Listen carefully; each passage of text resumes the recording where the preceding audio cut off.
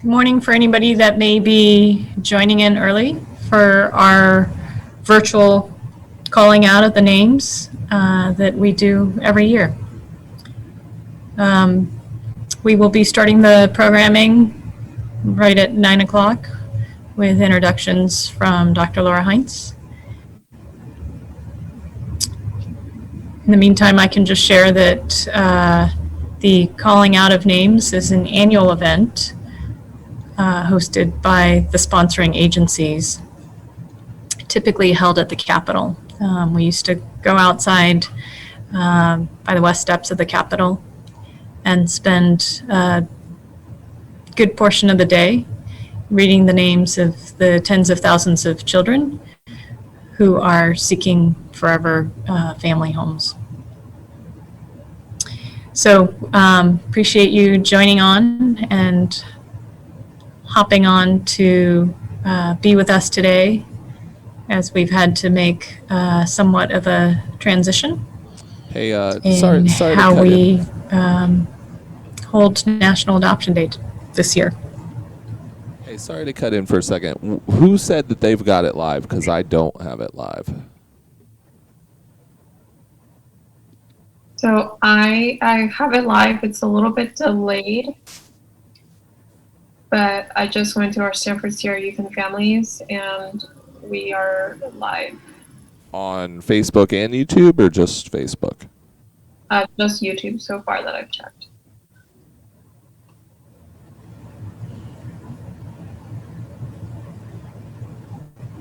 Oh, we are live. That was not the correct link for YouTube that was sent. I do see it. Sorry to interrupt. That's okay. My apologies. That was my mistake. It doesn't look, however, like Facebook is live.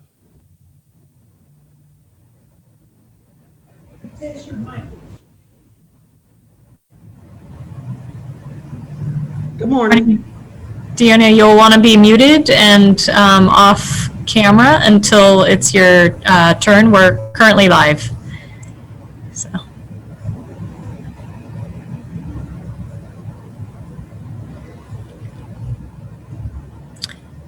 All right, thanks to everyone who is joining us through YouTube Live and Facebook Live for our annual National Adoption Day event. We will get started right around 9 o'clock. We've had to pivot and make some adjustments to this year's events. Dr. Laura Heinz, our CEO at Stanford Sierra Youth and Families, will be making remarks at 9 a.m. and get us going on the day.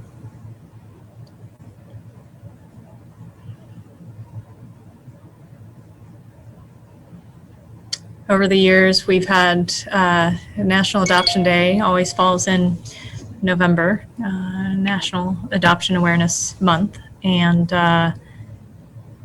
it's always a gamble as to what kind of weather it will be outside. And if we were at the Capitol outside, we'd be weathering this rain and early winter storm that we are having in Sacramento. With it being a virtual event, I know that possibly some of you are joining from Sacramento area, of course, but also beyond. If you want to make any comments or post on Facebook where you might be listening in from, we would love to hear from you.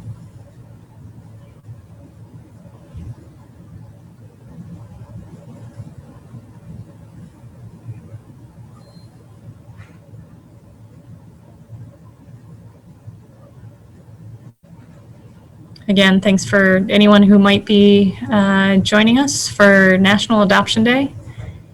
My name is Yuri Kimura, and I am the program director for the Pathways to Permanency program at Stanford Sierra Youth and Families, where we focus on foster care, providing foster care for youth with intensive needs, and support permanency through adoption if reunification is not possible.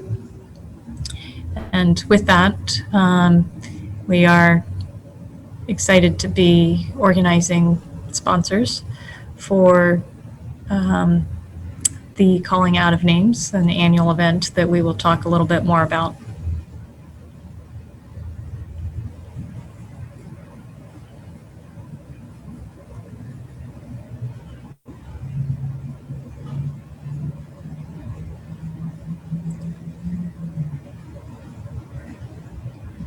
Morning, Danny. You'll want to shut your camera off. Thanks. Thanks, everyone, for continuing to join us and log in on Facebook and YouTube Live. I believe we are working on getting things up and going on Facebook. I do believe most of you are viewing us through YouTube at this point.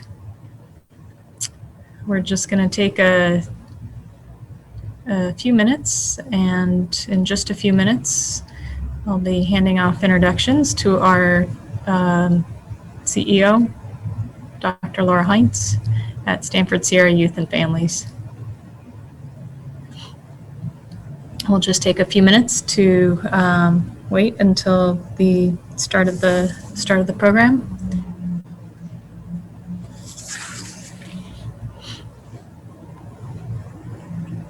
For anyone who is on and watching the YouTube live feed at this point, feel free to share it on your social media. We'd love to get the information out there. It seems like the Facebook Live link may not be live at this point. So please, if you could spread the word through the YouTube link, which is also accessed through our website.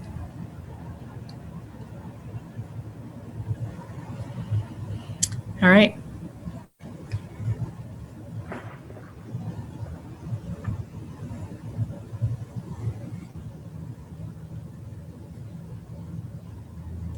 It being 9 o'clock, we'll give just a few minutes to get started with the program, the National Adoption Day Calling Out of Names 2020, which is a virtual event. When I'm ready, I will introduce Dr. Laura Heinz. Laura, are you ready to go? I'm ready. Okay. This is, I want to introduce Dr. Laura Heinz, who is the CEO of Stanford Sierra Youth and Families. And she has been a champion for our youth and families in the Sacramento community and beyond. And she will tell you a little bit about our day. Thank you. Thank you. Thank you, Yuri. I'm very happy to be here, and I'm happy that you are joining us this morning. Stanford Sierra Youth and Families team is hosting today's event. So before I get started, I want to thank Yuri's team, Pathways to Permanency, and our community engagement team for coordinating this event. And thank you for joining us for National Adoptions Day for the calling out of the names of youth waiting for adoptive homes. While we wish we could gather in person to bring the awareness that these young people deserve, we must meet virtually this year due to COVID-19 and the restrictions. We appreciate each and every person currently taking the time to watch our live stream via YouTube and Facebook, as we hope the Facebook also gets up. And we look forward to gathering in person next year, hopefully at the state capitol.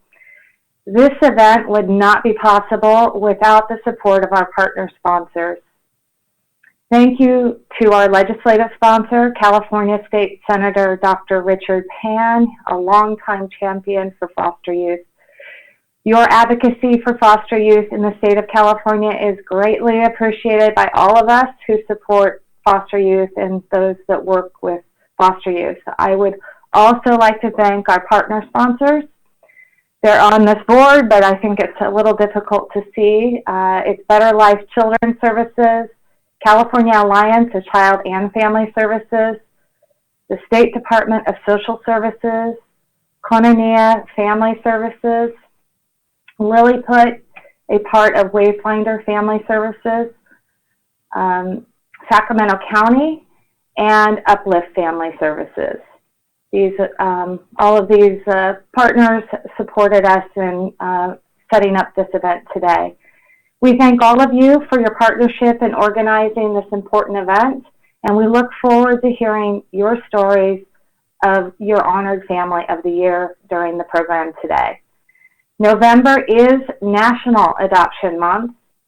A coalition of state and private agencies are gathered together to recognize the fact that young people need homes and are waiting for adoptions. One of the things that we like to say, even though it is a month of recognition for a child, the need for love and nurturing, safety, and support is year-round, not just 1 month. Youth need a sense of belonging and continuity of family to support and guide them throughout childhood and into adulthood. The child welfare system is intended to keep children safe. So when children are taken into protective custody of foster care, an implicit promise is made to them that we will give them a better life. Yet thousands of California children spend years in foster care and age out without the safety net of a permanent family. We are intentionally shining a light on the need for more adoptive homes. There are over 10,000 youth in foster care waiting. Today we read the names to let them know that they are not forgotten. To read the names of all 10,000 young people would take days. And this is the binder of the children. Let that sink in for a moment. We will be reading names throughout our 2-hour program. Just a small percentage of the names will be read during our time today. And some of these children's names have been read for more than 10 years. They are still waiting for a home and a family that they can call their own. Do you have room in your heart and home for a waiting child? Counties and private adoption agencies across the state are available to help find the right family match for our young people who are waiting. Please reach out to any of us to find out more. You can make a difference. I will now begin our program by reading the names of young people waiting forever families. Awaiting forever families. Here we go. So, Ramel, age 10. Maya, 8. Nalani, 9. Orion, 11. Thor, age 5. Brenda, 12. Blanca, age 15. Annika, 10. Allie, 12. Kalia Lynn is age 6. Mark is 13. Davina, age 15. Stephanie, 17. Noah, 14. Raquel, 15. Elise, age 16. Tyrese, age 13. Unique has been on this list for quite some time. Age 12. Ethan, age 10. Chloe, age 3. Jason, age 9. Kayla, 12. Janae, 9. Jalen, age 8. Jesus, age 15. Delana, age 17. Clyber, age 12. Jacqueline, age 13. Noah Messiah, age 4. Alfredo, age 16. Caratini, age 16. DeAndre, age 16. Isabella, age 9. Mariah, age 14. Xavier, age 11. Nikeo, age 5. Alexander, age 12. Brittany, age 15. Eleanor, who's 11. Luis, which is 14, or who is 14. Maya is 13. Michael, age 13. Celine, age 8. Tyler, age 14. Zeza, age 4. Isaiah, age 12. Brandon, age 16. Dwayne, age 15. Fanny, age 9. Jaden, 7. Janice, 15. Kaylira, age 8. Kyle, age 10. Melvin, age 17. And Michael, age 17. Nevaeh, age 16. Samika, age 16. Skylar, age 16. Tony, who is 15. Anna, who is 16. Tracy, who's 13. James is age 2. Another James, who's 10. Rayleigh, which is 15. And Torstein, who is 14. And Torin, who's age 16. Jasmine, age 14. Michael, age 17. Ethan, age 14. Rosalind, age 17. And Amari, age 7. Justice, age 9. Zacchaeus, age 9. Alexis, who's 16. Ricky, who's 10. And Gabrielle, who's 12. And Aileen, who's 14. Alexandria, who is 10. Aaliyah, age 16. Angel, who is 8 years old. Anagon, who is 10. Arius, age 17. And many of these teenagers have been waiting for many years. Karina, age 16. Emily, age 16. Evangelita, age 17. Giovanni, age 11. Isaac, who is 7. Janice, age 17. Jesse, who is 8 years old. Jose, who is 16. Joseph, who is also 16. Juan, who is 14. Kevin, who is 16. Pablo, who is 12. And Princess, who is 6. I am now going to introduce Tommy Johnson from Uplift Family Services, and Tommy is here to recognize a family. Thank you.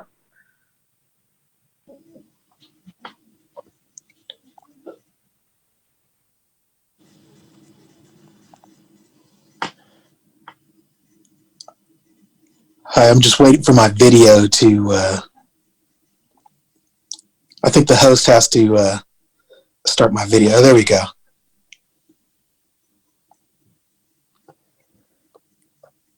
All right, you can see me and hear me. Hi, my name's Tommy Johnson, and I'm the clinical director for the foster care and adoptions program at Uplift Family Services. And I wanted to start off by thanking Stanford Sierra Youth and Families for hosting this event and being flexible during these trying times for sure. As I'm doing this Zoom from my phone here. So we wanted to start off by my agency proudly recognizes Angela and Doug Williams for their family for our Adopted Family of the Year. And they are huge family, currently a family of 10 people total. And as you see these pictures, the Williams have always desired to expand their family through adoption. They have 3 biological children of their own, and they initially looked into adopting through foster care, but it didn't feel like it was the right direction for their family at the time.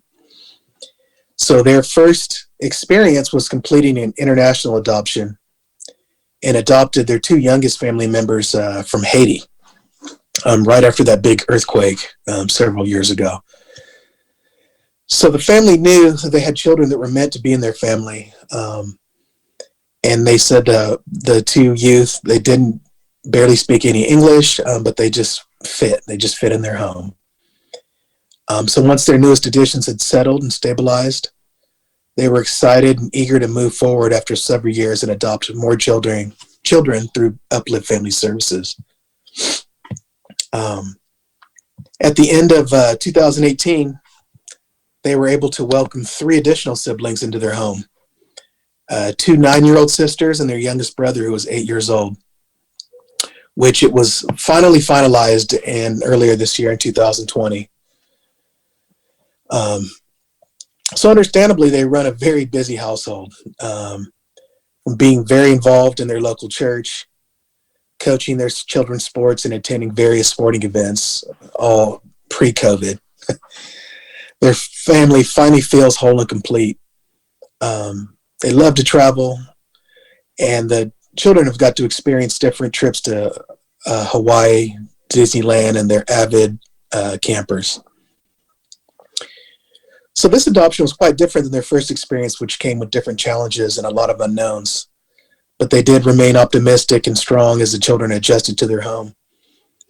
The children instantly clicked and bonded with all the family members in the home, and you would have thought they had lived there forever, according to the family. Angela and Doug have always felt passionate and equipped to provide love and care to children who are in need of a forever home and opened their home just for that. And Doug also added that they really love children, and when you're good at something and you can provide a service to the community, it seems wrong not to do it. With their eldest children preparing for adulthood, they feel like they still have so much more to offer. So it was my great pleasure to honor this family, a wonderful family who have so much love and joy to offer, and very thankful to have the opportunity to have their wishes and dreams come true through the adoption process. So Uplift would definitely love to honor this family and recognize them for their Adoptive Family of the Year. Thank you so much.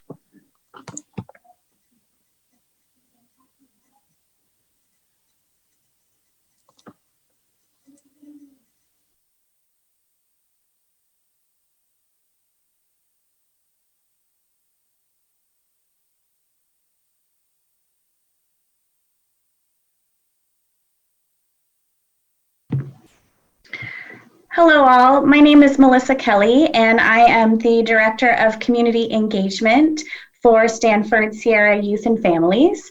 And I have the privilege today to spend a few minutes also reading names of foster youth awaiting their forever families. We have Richard 8, Saichi 17, Lilia 3, Alondra 14, OCL 12, Jose Antonio, age 14, Braden 16, Happy 17, Annalena 2, Edgar 12, Bella who is 4, Furman who is 10, Jose age 13, Ritzy 12, Catherine age 17, Graciela 14, Leo, who is 16, Aiden, who is also 16, Christopher, 12, Hannah, 11, Jasmine, 16, Samuel, 17, Danny Lynn, who is 13, and Alina, who is also 13. Elijah is 6, Brianna is 12, Faith is also 12, Titus, age 17, Anania, 5, Damien, 14, Dominic, 17 years old. Jonathan is 4. Another Jonathan is 16. Olivia, who is 2. Ramon, 17. Destiny, 4. Crystal Bella, age 11. Estella, age 12. Raymond, who is age 10. Analia, 14. Elizabeth, 17 years old. Emilian, age 15. And Brian, also age 15. Chloe, 4. Another Chloe, age 17. Cornell, 13. Dallas, 5. Daquan, 16 years old. Donald, who is 10. Faith, 17. Gabriella, 7. Eisen, 2 years old. Jackson, who is 6. Janice, who is 16. Joel, 5. Jashuna, age 15. Justin, age 6. Caleb, who is age 17. And Katerina is also 17 years old. Kaylani is 4. Kamarian is 13. Kira is also 13. King, 5 years old. Also King, 8 years old. Liberty, who is 10. Lonnie, who is 15. Malia is 11. Malika is 14. And Mikia is also 14. Monique, 16. Morgan, 15. Nathan, 17 years old. Savannah, who is 3. Stefan, 11. Peyton, 3. Zachary, who is 16. Enric is 11. Alexis, 17 years old. Amissa, 10 years old. Anthony, who is 16. And Autumn, who is also 16. Brandon is 14. And Isaac is also 14. Matthew, 9 years old. Nicholas, 16 years old. Ricky, age 6. Zachary, age 12. Jorge, age 2. Carla, who is 11. Jacob is 12. Malia, who is 14. Sean is 17. Mawasi is 16 years old. Esme is 4. Guillermo, age 12. And Jasmine, age 4. I now have the pleasure of introducing Norn Matthews from Better Life Children's Services to share with us their Honored Family of the Year. Please welcome Norn. Looks like Norn is still connecting to audio, so we will just hold on here for a moment or so. In the meantime, I just want to thank everyone for joining us today for this annual occasion. It is just such an important event that we read these names of young people and that we honor these families who have welcomed children into their home through adoption. As you've heard, there are over 10,000 foster youth in the state of California who are awaiting forever families. Every single young person deserves the love, the stability, the comfort of a safe, stable, forever family home. It is our purpose, along with our partner agencies who are here with us today, to bring light and awareness to that need. And we are ever so grateful for everyone who has played a part in this occasion. It does look a little different this year because of COVID-19. We're so grateful and so happy that everyone has still taken the time out of their day to be here with us and to be a part of this event. It is critical that we let these young people know that they are not forgotten and that they are in our hearts and they are on our minds, and that we work every single day to provide them with forever homes. It looks like perhaps Norn from Better Life Children has successfully connected to audio at this point. Norn, are you with us? If so, you are welcome to unmute and turn your camera on so that you can share your honored family of the year with our audience today. All right, I have unmuted, but I'm trying to turn the camera on. Okay, Let me I know. am going to Yeah. ask see you to me? start your there we go. We see you. Righty. Welcome. Thank you. Hold on. All righty. Good morning. Good morning. So we started a little bit early. I'll take it. That's not an issue. That's not an issue. Well, my name is Norn Matthews, and I am the recruitment and placement coordinator here at Better Life Children's Services. And before we begin, I'd just like to say first and foremost, thanks to the organizers for, making the necessary modifications to still have this event. It's very important. It's a celebratory day, so thank you. That being said, on behalf of Better Life Children's Services, I would like to honor and acknowledge Latasha Winston and son as our 2020 National Adoption Day Family of the Year. Yay! So Latasha, I had the pleasure of meeting her in 2018 at a recruiting event. And, she expressed wanting to provide placement for a child, specifically a young male. Like I said, she has a son. At that time, he was 11 years old. He's 13 now.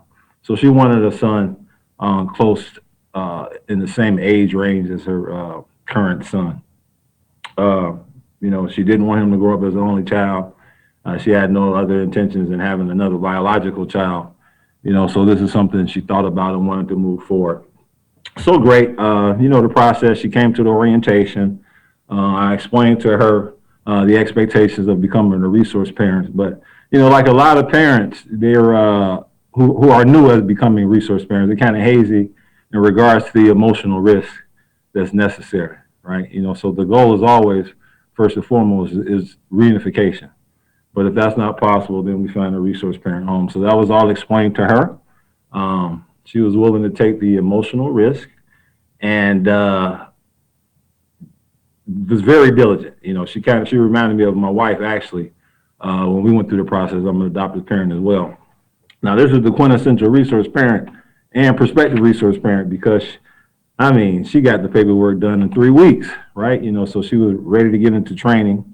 But what comes along with that, after the paperwork is done and you're approved, is these phone calls. Like, hey, Mr. Matthews, where's this young man you promised me? So I'm hearing that. Every 2 weeks I'm getting a phone call from Latasha, and that's fine. She kept me on my P's and Q's. So eventually that's when DeMarcus came into Latasha's life. DeMarcus, he's a wonderful, exceptional 11-year-old boy. He's highly intelligent, compassionate, loving, charming, and wise. DeMarcus desired to receive the love and affection that he gives in others in return.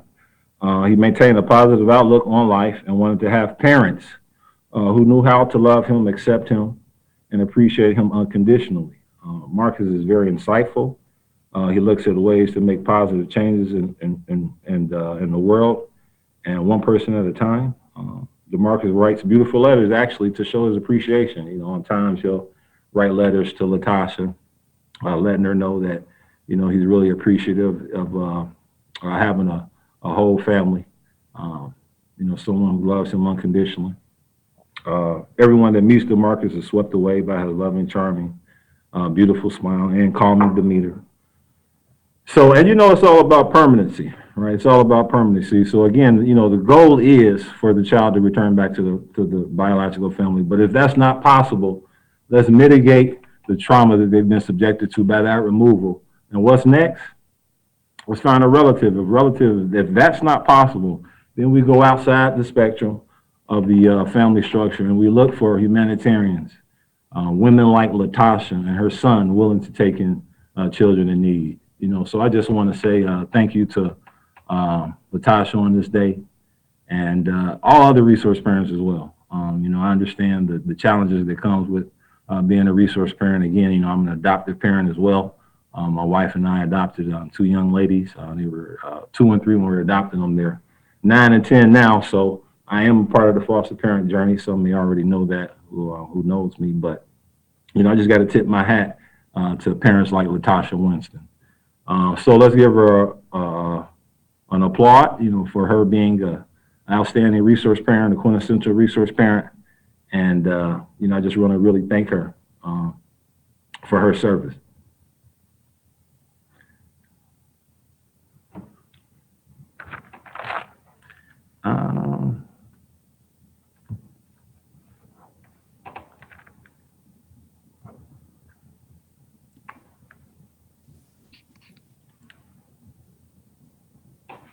Is there anything else that you guys would like me to add? How you doing, Carla? Hi, good morning. Morning. Well, again, it's, today is a very special day. So also recruitment hasn't stopped, just because we're in this COVID stage, when you're at the grocery store, when you're coming in contact with friends via Zoom and they mention wanting to be a resource parent or want to, take care of a family member that's in need, a niece or nephew, you let them know that resource parenting is still alive and well during this tumultuous time. Thanks to everybody for supporting resource parents today on this great day. We need your continuous support. I am proud to be a resource parent, might I add. My wife and I tried to conceive maybe about 6-7 years and had some challenges. So that's something we decided to do, move forward, to become resource parents. And it was one of the best decisions I ever made in my life. As a young man, I never thought that I would even, I never conceptualized being a resource parent. So, but you never know what you'll turn into when you get older. So, of course, I fully, wholeheartedly endorse it. And I'm not just being biased, of course. This is something that we need. And also, I'd like to add, I want to say thank you for the county for allowing us to have a culture broker program, which ties in with reunification, which ties in with keeping that family structure together, having permanency for a child. Thanks to county for that. It's been pretty successful. And that's all that I have to share with you today.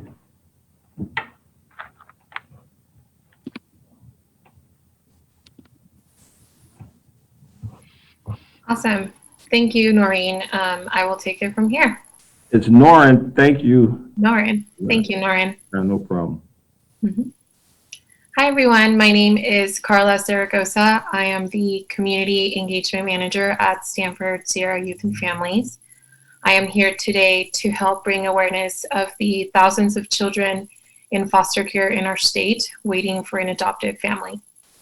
The names that I'm about to read are some of the names of children currently in our foster care system. Cassandra, 13. Jose, age 11. Lauren, age 2. Marcel, age 14. Jack, age 2.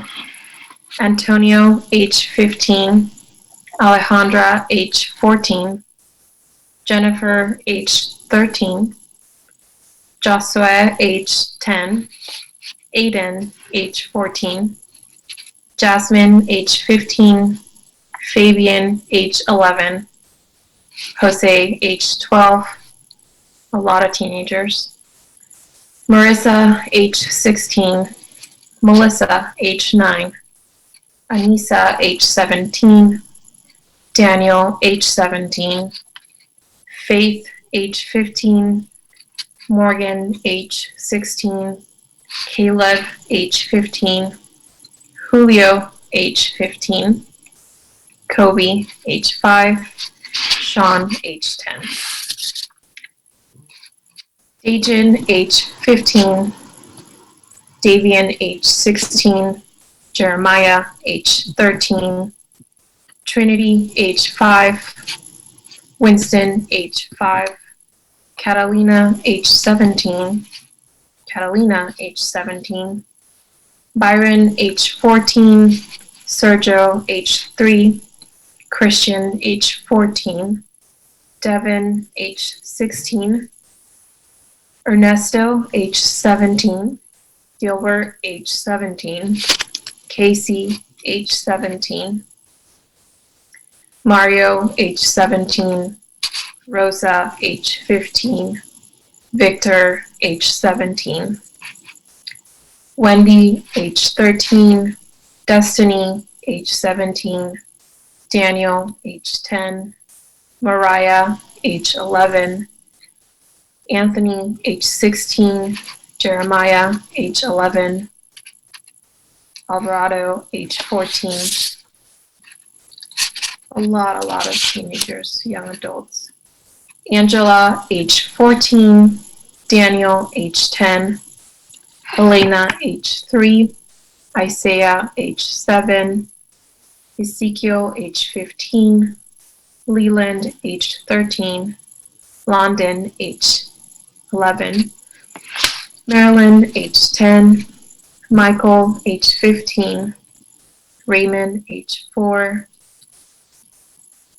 Ernie, age 7, Sarah, age 5, Diego, age 13, Sophia, age 16, William, age 14, Ruby, age 17, Rebecca, age 13, Connor, age 13, Tamika, age 14, Jade, age 12, Cameron, age 12, Victoria, age 14, Adeline, age 7, Hennessy, age 14, Jasmine, age 13, Juan, age 17, Louise, age 17, Serenity, age 2, Jeremiah, age 17, Julian, age 17, Brandon, age 11, Jonathan, age 13, Noel, age 2, Kayla, age 11, Jalitza, age 15, Kiana, age 12, Natalie, age 9, Anissa, age 13, Angel, age 8, Angelique, age 16, Marissa, age 11, Thomas, age 17, Joshua, age 14, Naomi, age 16, and Angel, age 11. Those are some of the names of children currently in placement with at least 24 months and not living with relatives right now. Up next, I'd like to introduce Dionya Young. She is a social worker with Stanford Sierra Youth and Families.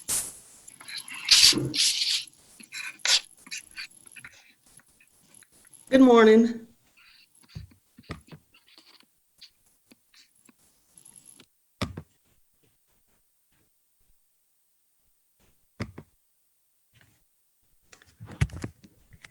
Good morning, everybody. Thank you so very much, Carla. Happy National Adoption Day 2000 Pandemic Edition, y'all. I am completely humbled to present to you the Stanford Sierra Youth and Families Family of the Year, Rachel Ray and Errol Dallas. I was given the honor of walking alongside this family after their journey with their son, Timothy, had begun. Rachel and Errol afforded me a bird's eye view to witness what it means to honor the totality of the existence of a child. As a child, I witnessed the creation of many of my grandmother's beautiful tapestries. In this family, I witnessed that beautiful process yet again. The gold standard in the journey to adoption is to engage and nurture the child from a trauma-informed perspective. Rachel and Errol are child-centered and they naturally excelled at this. From the beginning of their journey through finalization, they did things that many of us would consider hard or uncomfortable. Rachel and Errol would counter that argument, but since they are not here with me today in this virtual environment, I get to overrule them. So Rachel and Errol sustained because I have evidence. Because during their pre-placement journey, Rachel and Errol warmly accepted an invitation to dine with Timothy in his home. In exchange for his hospitality, they invited Timothy into their home and they prepared a kid-friendly meal together, and they allowed Timothy to meet Hazel and Franklin, the family dogs, who I believe are pictured in the picture that's being showcased. And ultimately, spoiler alert, they would become one big happy family. After a period of intense bonding, Rachel's and Errol's family members were slowly woven into Timothy's life. With delicate balance, Rachel and Errol also maintained connections and healthy boundaries with foundational adults who were already a part of Timothy's life. Because they embraced pre-existing relationships, Rachel and Errol essentially expanded their village, and they equipped themselves with treasure troves of information that literally supported their attachment with Timothy. One of the most beautiful gifts that Rachel and Errol gave their son was the gift of choosing his forever name. They processed with him the origin and the significance of his name. They allowed him the choice of keeping his given name or choosing a different one. Once the decision was made by their son, they encouraged him to practice writing his new name just to ensure that there was goodness of fit. There was no stripping away of former fabric, yet simultaneously, from my bird's eye view, I could see three hearts and lives anew as they were blending and becoming a new family. To ensure that their stitching was strong, Rachel, Errol, and Timothy, in a move that fortified familial connection, invited their son's great-grandparents to his adoption, and they were present. At finalization, the judge explained that it was his day off, but he came in just for Timothy. The judge also declared that that was the largest Zoom finalization that he had experienced up until that time. At finalization, the threads that represented Pathways to Permanency, which is my department at Stanford Sierra, were snipped and knotted. The threads bonding the family structure remained interconnected and strong. I recently listened in complete awe as Rachel and Errol shared with me how they were able to make Dia de los Muertos and Veterans Day more meaningful to Timothy by simply drawing upon their natural knowledge of Timothy's birth family history. Because Rachel and Errol have so skillfully woven together their son's past and his present, his identity is strong and their future is exceptionally bright. If this beautiful experience were a tapestry destined for heirloom, I would ask my grandmother to name it Totality of Existence. However, this experience is far more than that. This is a family, and they already have a name, and it is Dallas Ray. So again, I humbly present to you Stanford Sierra Youth and Families Family of the Year, Rachel Ray, Errol Dallas, and Timothy Dallas Ray. Rachel and Errol and Timothy, thank you so much for showing me what is possible when we all work together, respect healthy boundaries, and believe in the power of positive human connections. Everyone, thank you for allowing me to present. Now it is my pleasure to introduce to you for the reading of names, Stanford Sierra Youth and Families Board Member, Will Gabry.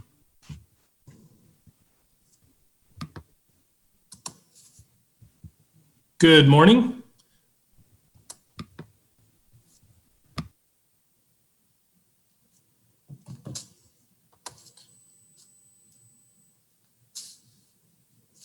Okay, good morning. My name is Will Gabry, and it's an honor to be here reading names today. I would have been on this list myself for about 18 months in the early 1980s, and my daughter Haley was on this list for 801 days a few years back. So again, thank you for having me. I'll go ahead and read some names. I have Robert, age 8, Rolando, age 14, Vanessa, 15, Veronica, 17, Victor, 11, Zeus, 10, Carolina, 12, Harley, 2, Daniel, 17, Violet, 11, Trayvon, 12, Andy, 15, Amaya, 12, Esmeralda, 17, Jonah, age 11, Nathan, 2, Sergio, 16, Alyssa, 9, Daniel, 12, Emily, 15, Esther, 14, Gabriel, 13, Jacob, 12, Joanna, 16. Jonathan, age 2. Another Jonathan, age 15. Jordan, age 15. Marlene, 13. Rachel, 16. Richard, 11. Tamara, 16. Elias, 11. Eric, 17. Juan, 12. Mateo, 13. Michelle, 14. Astian, 16. Destiny, 16. Amber, 14. Akira, age 9. Anani, age 11. Elijah, age 7. Kenya, age 6. Natalie, 12. Malia, age 2. Allison, 11. Grace, 15. Juan, 14. Aiden, 9. Atticus, 9. James, 12. Alan, 15. Felipe, 14. Tristan, 9. Edwin, 16. Gracie, 17. Maria, 4. Vicente, 2. Carlos, 5. Franklin, 6. Jaden, 4. Aisha, 17. Alina, 7. Another Alina, age 16. Jordan, 4. Marissa, 7. Sapphire, 4. Allison, 12. Angel, 14. Benet, age 14. Jesus, age 9. Celia, age 13. Giovanni, age 6. Jose, age 17. Leo DeGario, 12. Louis, 8. Ramaya, 8. Juan, 11. Matthew, 10. Ophelia, 8. Israel, 17. Brandon, 11. Brian, 13. Leslie, 15. Nelleli, 14. Aiden, 11. Johnny, 9. Christopher, 6. Ivy, 2. Paulina, 16. Alyssa, 16. Guadalupe, 12. Joanna, 14. Haley, age 8. Juan Polino, age 12. And last on my list, Mia, age 9. Thank you very much for having me. It was a great honor. And I will go ahead and turn the call over to Danielle Millay. Hi, good morning, everybody. My name is Dani Millay. I'm a senior policy advocate with the California Alliance of Child and Family Services and a soon-to-be stepmom to Miss Haley, who was referenced previously by Will. I am going to read some of the names of some of the children this year.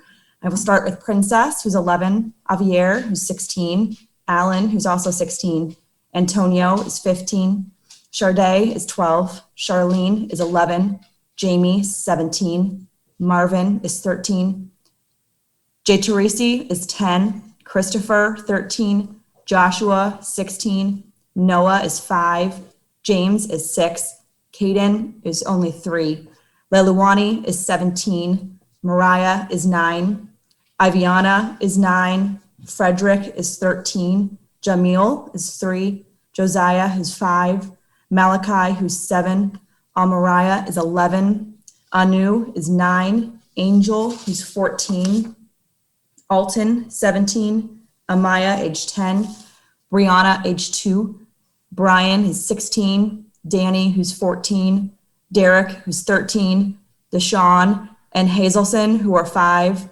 Hazane is 9, Isaiah is 17, Julian age 4, Caleb who's 6, Caviona who's 12, Landon is 4, Liam and Logan, who are both age 2. Marshawn is 9. Nerviana is 7.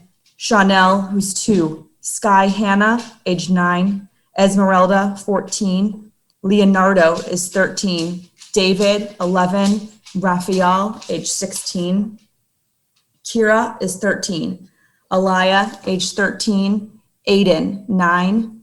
Michael, 10. Adriana and Sky, who are 16, Elizabeth, age 14, West, who's 2, Jade is 14, Sarah, who's 12, Alfonso is 17.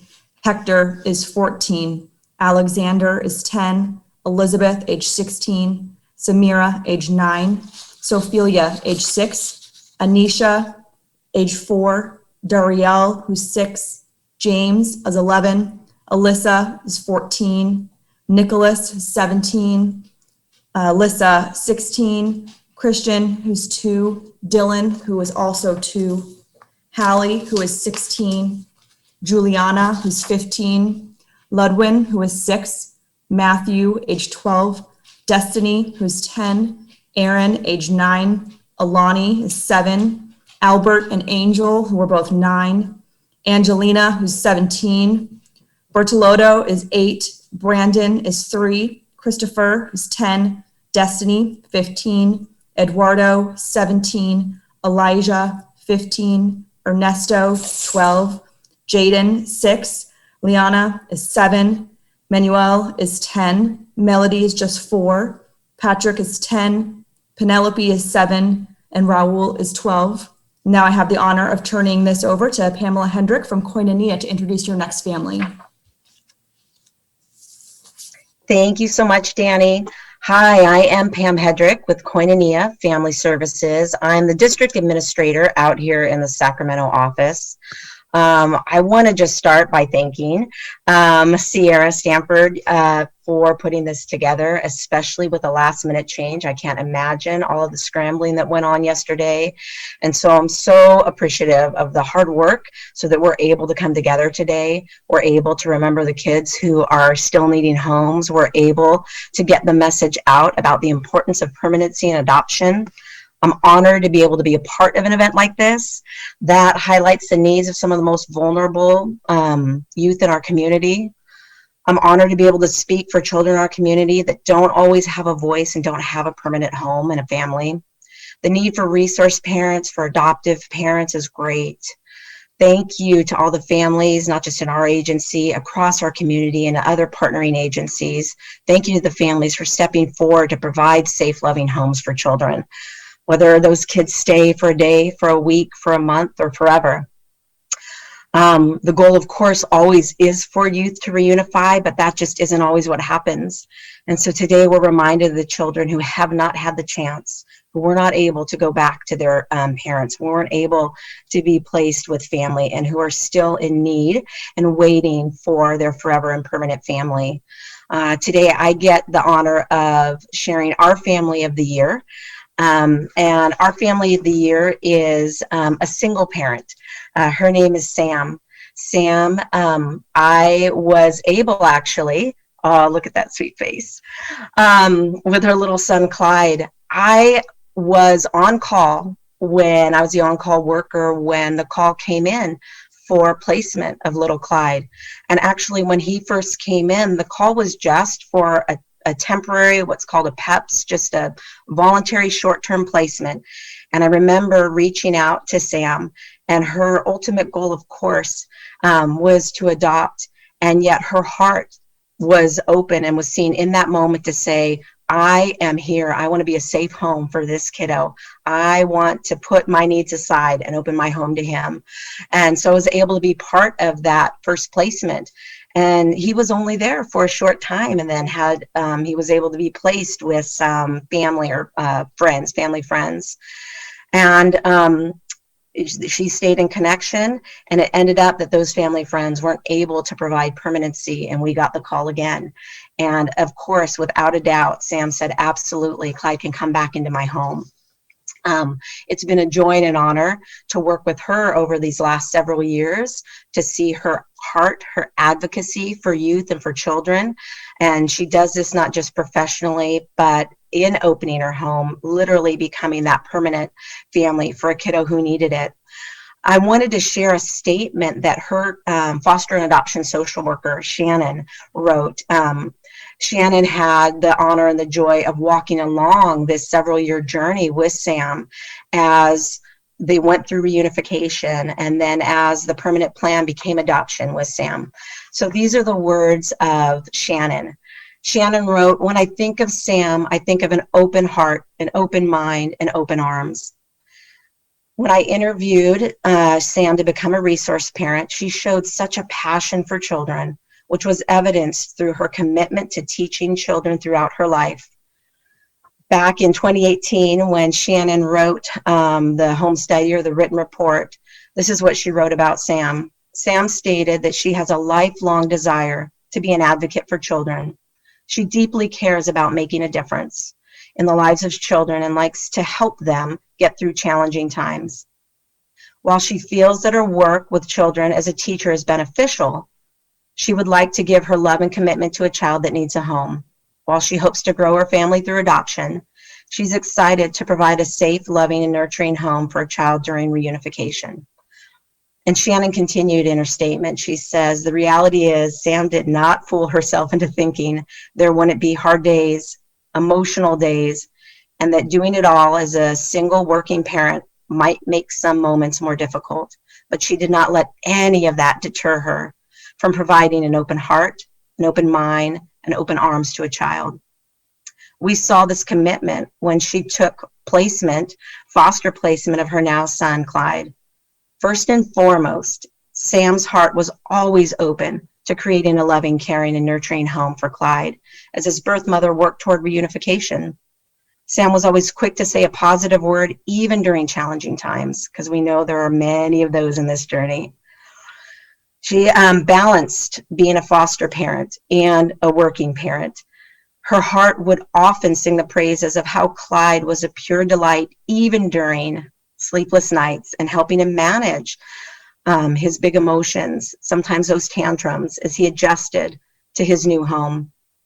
Sam was willing to open her mind to better understand foster care, attachment, the benefits of relationship with safe birth family members, trauma, adoption, all those things that come along this journey. Her open mind led her to be willing to learn new skills and to listen to different people and ideas. In turn, Clyde has had an amazing support system surrounding him, which has allowed him to grow in so many incredible ways. Sam truly opened her arms to Clyde's past, which is such a key piece of this journey.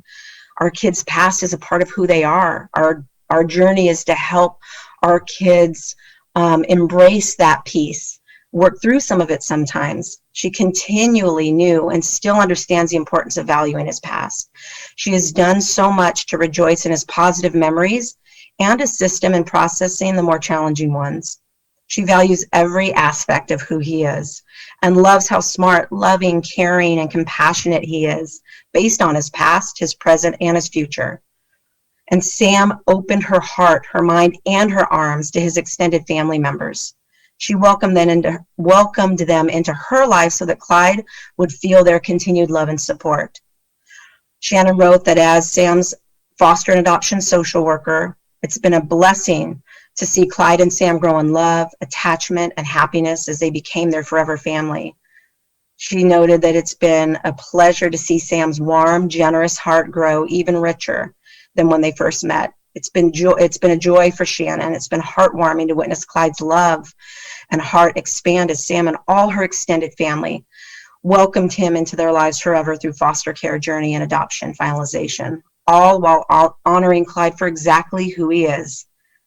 The next blessing is that Sam plans to continue to show her open heart, her open mind, her open arms to support other foster children so that she, her family, and the world will get to rejoice as both she and Clyde enjoy the journey of making a positive difference in the world. I don't think I need to add much more because Shannon said it so beautifully, but just again wanted to honor the journey, the hard work, the sacrifice of Sam, and just acknowledge what an incredible joy it has been to be along this journey with her. And now I have the pleasure of introducing Yuri from Stanford Sierra Youth and Families, who's going to read the name of some of their children in our community still waiting for a permanent home.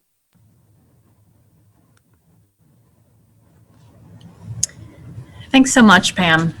And thanks to all of our partnering agencies who have been able to pivot alongside us and share the amazing stories of our families and youth in their adoption journey. As Pam said, my name is Yuri Kimura. I am the program director for the Pathways to Permanency program at Stanford Sierra Youth and Families. As several of the agency members have stated, we always are looking at the various pathways to permanency. We want our children to reunify if at all possible. And if not possible, then we want to be able to support them having their forever families through adoption. And that may also be living with family as well. So I just, for anyone joining in late, I know that this is typically an event that we hold at the Capitol. It's always a tricky time of year with weather and such, and with it being raining in Sacramento today, perhaps it's okay that we are virtual. But we did have to make some quick changes to programming based on the governor's remarks on Monday related to us moving into the widespread tier. So we really appreciate our partnering agencies who were able to shift with us. We were still very much committed to making sure that we continued on with the event. And so we're here for a shortened version of our National Adoption Day. And so I want to read to you, we've been referencing the binder, but this is the binder that has the name of the 11,455 children who are currently in placement at least 2 years and not living with a relative. And this is really as of this month, 2020. Shout out to Brian Okamoto from CDSS who provided us with this name list and provides us with this list every year. I also read on behalf of many of you who were signed up to read and come to our office and do this in a social distance safe way. I know that it's an event that a lot of people enjoy, and there were some regrets that we received with understanding. And so I read for you and read on behalf of these children awaiting forever families.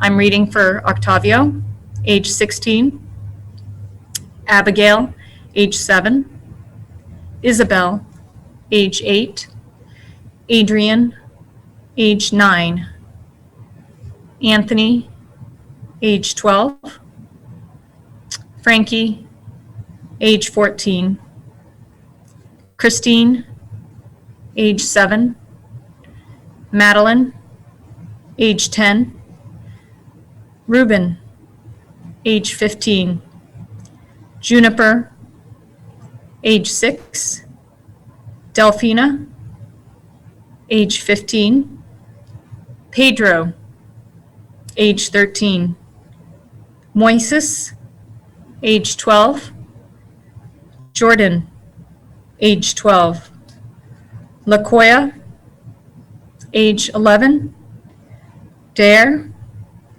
age 3, Bradley, age 7, Jason, age 14, Sahara, age 12, Max, age 8, Damien, age 15, Bryson, age 7, Angel, age 16, Esmeralda, age 17, Fabian, age 15, Fernando, age 4, Jacob, age 9, Josiah, age 3,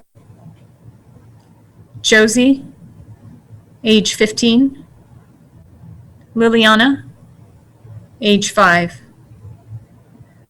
Louis, age 17, Maria, age 14, Ricky, age 14, Marissa, age 16, Mariah, age 15.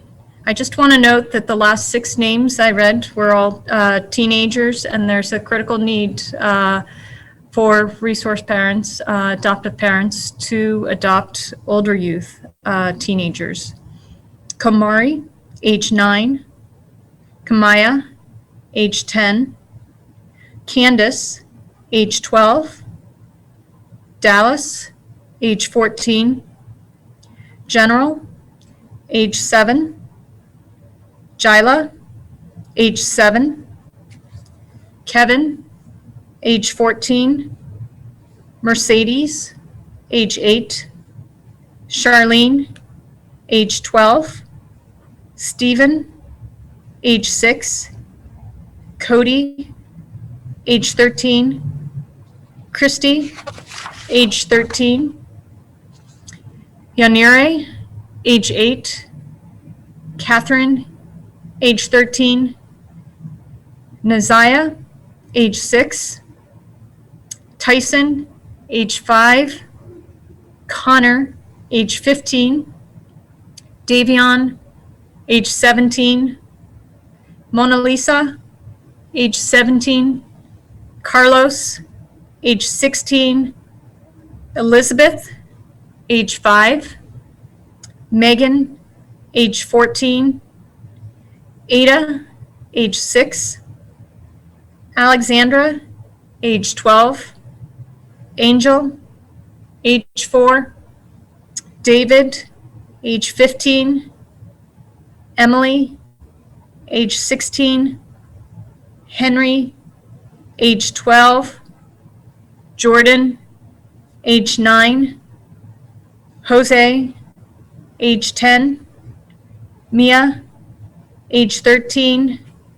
David, age 12. Louis, age 15. Gaggy, age 7. Randy, age 6. And Oren, age 7. I also wonder how many of these youth names that we are reading, whether they are sibling sets, large sibling sets, is also another group of children needing forever family homes. With that, I'd like to introduce Laurel Coats, who is part of California Department of Social Services, who will be presenting on her family. Thank you so much. Thank you. Good morning, everybody. This is Laurel, and our family of the year is LaTanya and Andre, and I think we're going to show a picture of them. There we go. So that's LaTanya and Andre. And Andre was removed from his parents on May 3rd, 2015. He was in 6 placements before he was placed with LaTanya on April 20th, 2018, making it 7 placements total. Before being placed in her home, Andre was in a group home, and LaTanya worked with Andre while he was in the group home to ensure that Andre was ready to step down.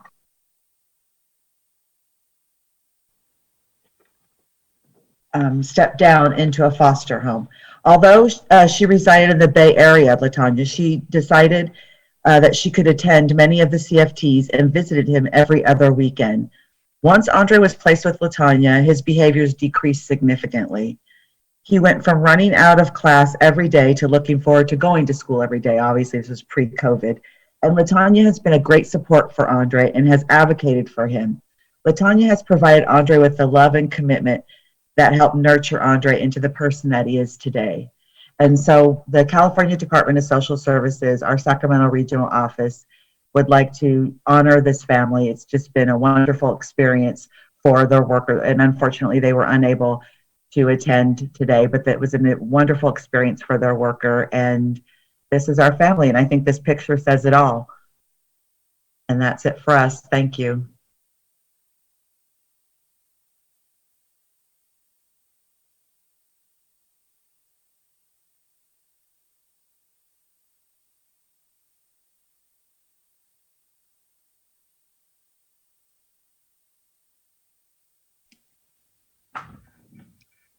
Hello, everybody. I think it is my turn to come up here. Let Please hold. I have been manning the YouTube live stream chat. I apologize. It looks like my comments might not be going through. There was a request for my contact information.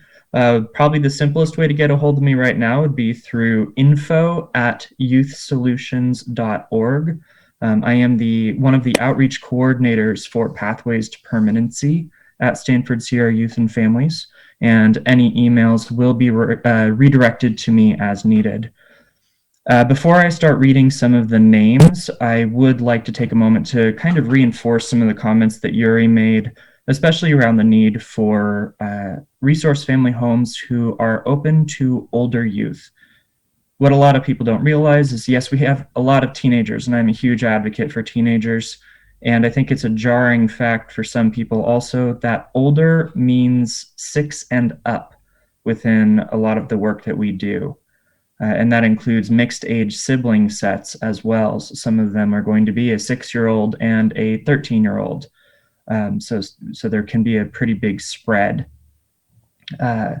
So I do encourage you to reach out to any of the agencies that have been represented here. Of course, I have a personal bias towards Stanford Sierra. I've been here for a long time, but your support is needed for a variety of kids, and especially those who are older, who have brothers and sisters who need to stay together.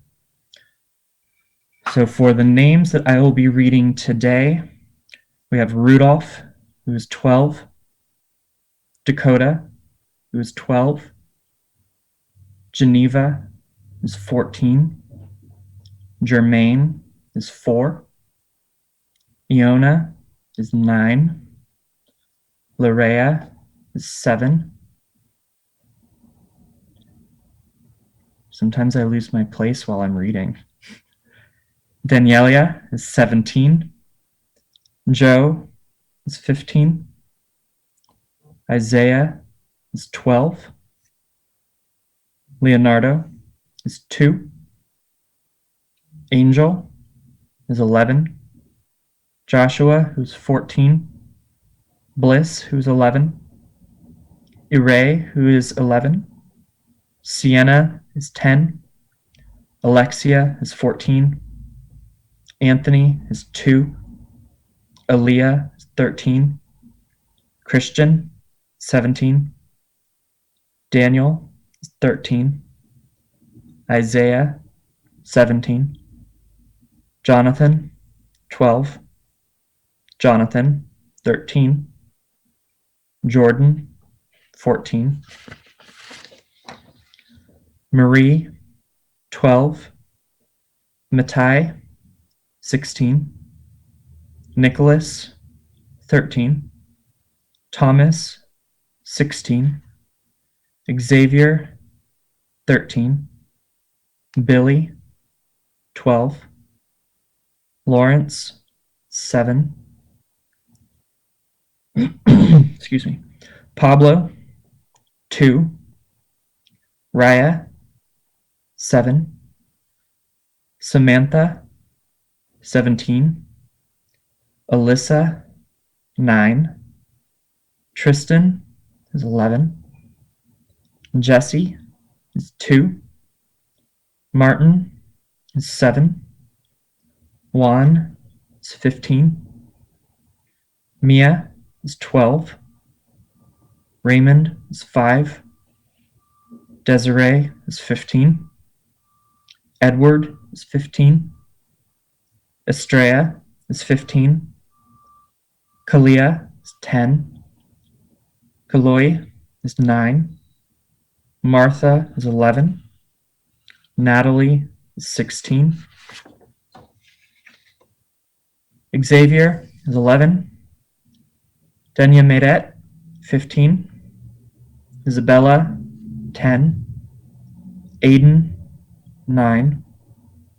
Anthony, 13. Hannah, 14. Isabella, 6. Andrea, 9.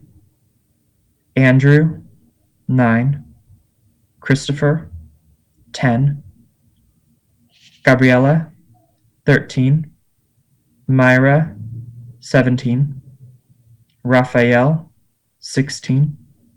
Diana, 16. David, 17. Edward, 10. Josiah, 7.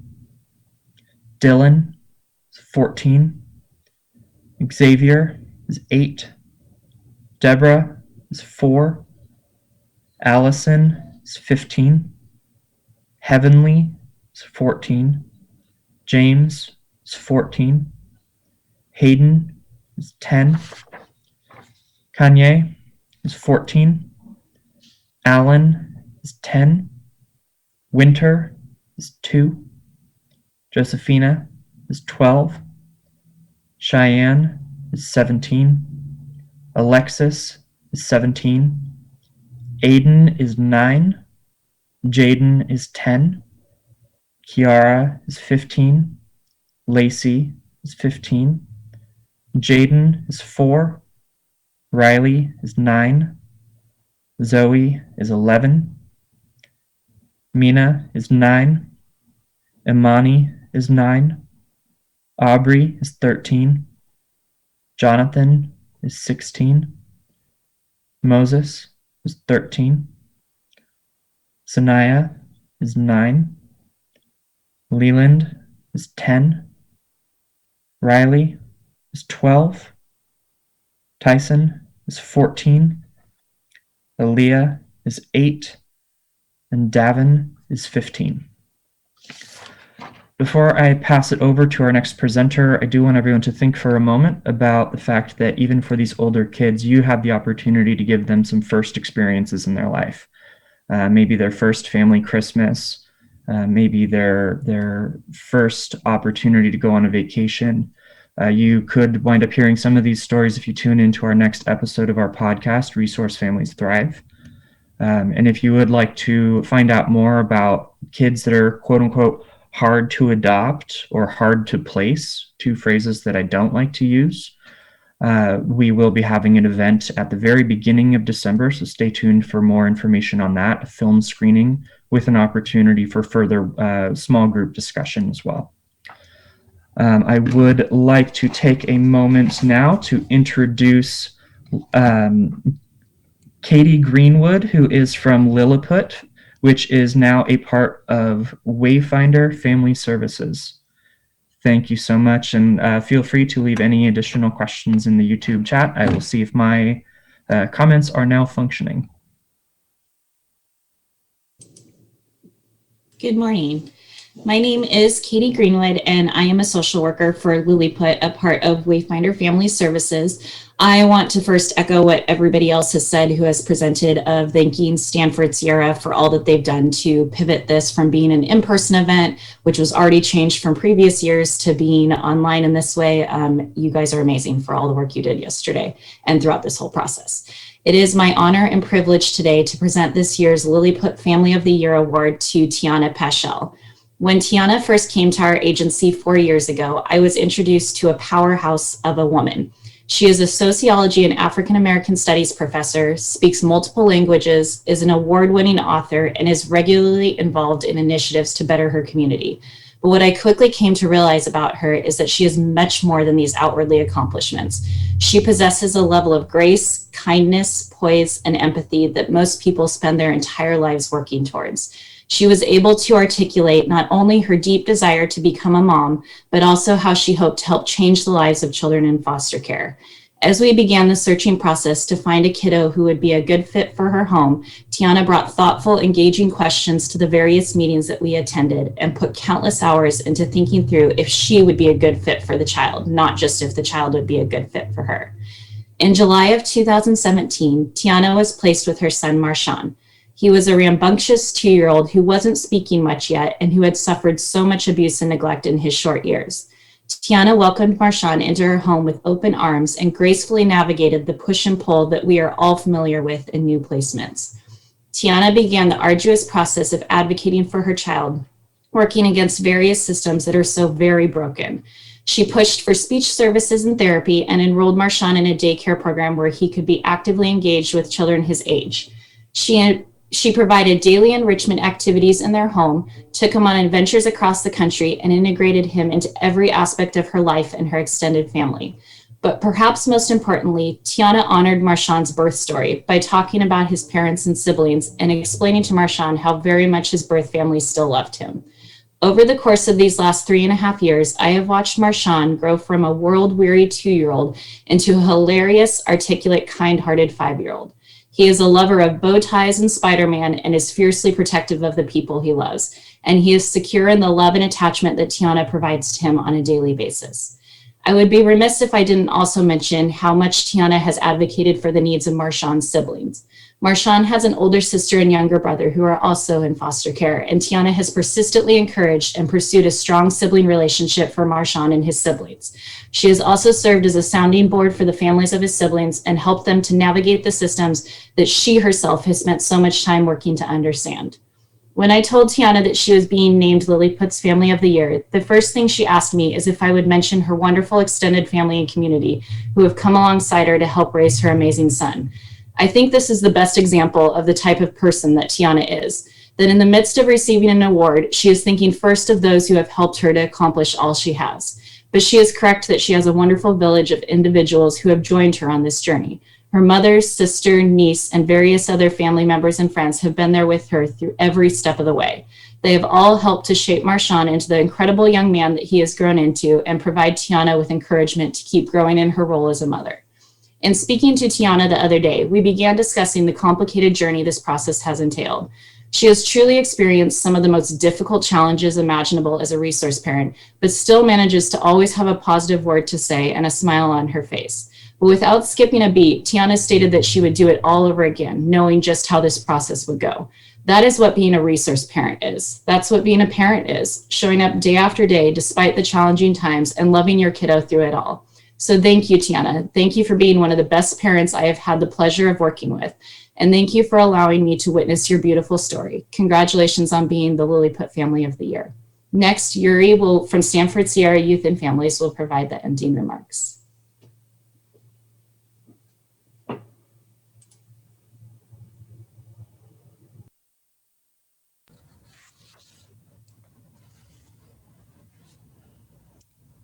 Wow, what an amazing hour and 20 minutes it has been. Thank you again to those of you who joined us through the live stream, however you found your way here. And thanks again to the sponsoring agencies. I believe the image may be projected, but want to thank Sacramento County. We were not able to use the photo mod pictures that you provided us, but we thank you for your partnership. Koinonia, Better Life Children's Services, Uplift Family Services, Lilliput, a part of Wayfinder, California Department of Social Services, California Alliance of Child and Family Services, and we really want to thank Dr. Richard Pan's office, who agreed to be our legislative sponsor early on, even as we were unsure of how we were going to hold this event. Also want to thank my partnering team members here at Stanford Sierra Youth and Families. Like Daniel shared, I think that if each of us can just talk to one other person, a couple other people about how you spent this hour and a half this morning, and share the link today. We're very much still in recruitment mode. I know Norn spoke about this as well. We continue to have orientations, and we don't mind whichever agency speaks to you. If you are able to connect with them and consider for you or for others, we're very much in a place where we need more resource families, period. And so we ask you to, typically we would have literature out on tables and be able to talk with you in person, but if you go to our website, you'll see these names of other agencies listed as well, and you can look them up and find out which might be the best fit for you or someone that you know. I think this has been a tradition going on now for over 30 years at the Capitol, and the calling out of names. Typically, we would go for much of the day, often until 3 or so in the afternoon, and then do a presentation of families.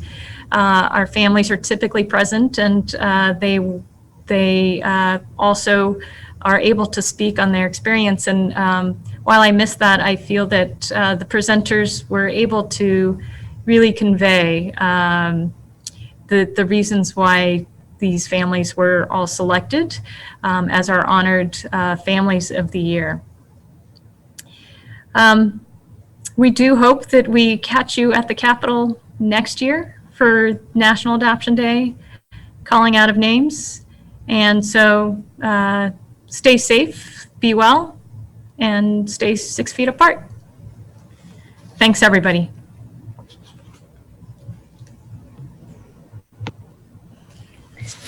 Thank you so much, Yuri, for your closing remarks.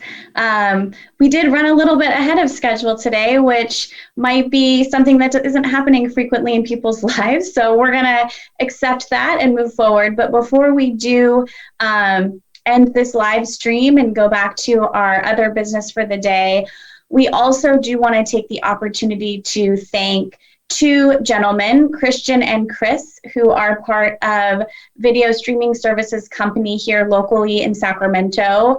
They are behind the scenes, making sure that this live stream is happening for us and is functioning the way that we hoped that it would. And to have their partnership has been a huge benefit to our organization, and we're just ever so grateful for them to make sure that we can stream today and do that without any hiccups. So thank you for that partnership again. And as Yuri and Laura said, we want to thank all of our sponsors today. And we're wishing you all a wonderful rest of your day, a wonderful rest of your week.